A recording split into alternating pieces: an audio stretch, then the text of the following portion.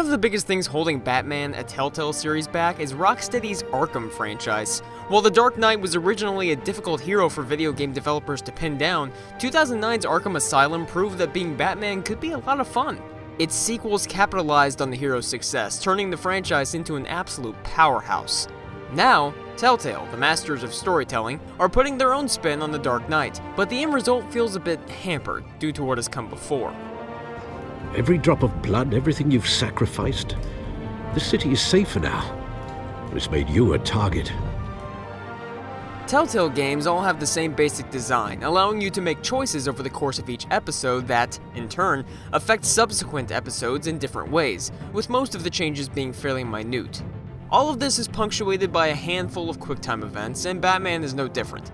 Considering the game is boasting a brand new graphics engine and is tackling such a prestigious license, it was a bit disappointing that the developer seems to be very much stuck in their ways when it comes to basic design aspects.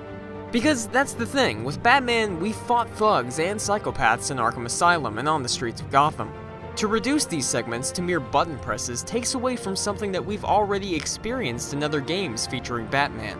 Even segments where the Caped Crusader rebuilds crime scenes using evidence feel incredibly inferior to those found in Batman Arkham Origins, as the holograms awkwardly slide like chess pieces from one location to the next. But one of the developer's biggest hooks with this new episodic franchise is the inclusion of playing as Bruce Wayne, the Dark Knight's alter ego. Or is that the other way around? In fact, you'll spend the majority of your time in Wayne's shoes as he hopes to get Harvey Dent elected as mayor of Gotham while avoiding criminals and politicians with less than sterling reputations. And while the story itself is fairly interesting, Telltale's representation of Bruce Wayne just doesn't hold up. Now, we're led to believe that Wayne is just beginning his career as Batman, considering he meets quite a few people in this episode that will come to be lifelong adversaries. I've got great affection for you, Bruce. I really do. Which is why I'm warning you. When this whole thing starts, make sure you're on the right side.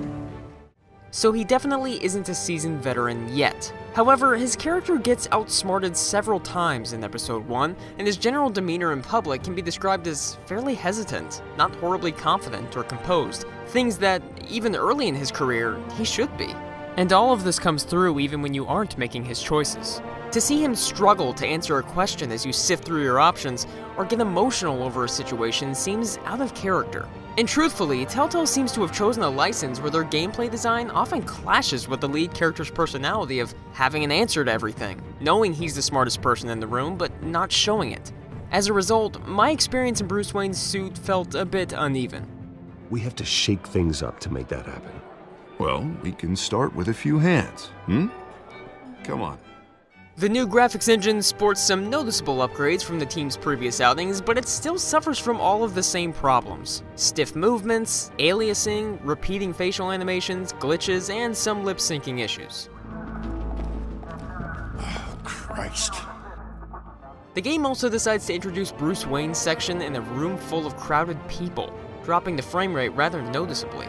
That being said, Batman looks absolutely stellar, his glowing eyes and slick animations sticking closely to the character's roots while showcasing the developer's own unique style. Music is hit and miss, with some of the livelier tunes making more of an impression than those found during slower moments. Being Batman can allow you to turn back the tide of treachery that's reached this city's shores, or drown you in its sorrow. Telltale's signature gameplay style seems at odds with Batman. And while I hope this franchise can find its footing in subsequent episodes, Episode 1 just feels stilted by its legacy. It's quite understandable to stray from the path now and again, so long as you can find your way back. You bury the person, Bruce, but you never bury the memory. Sometimes I wish I could.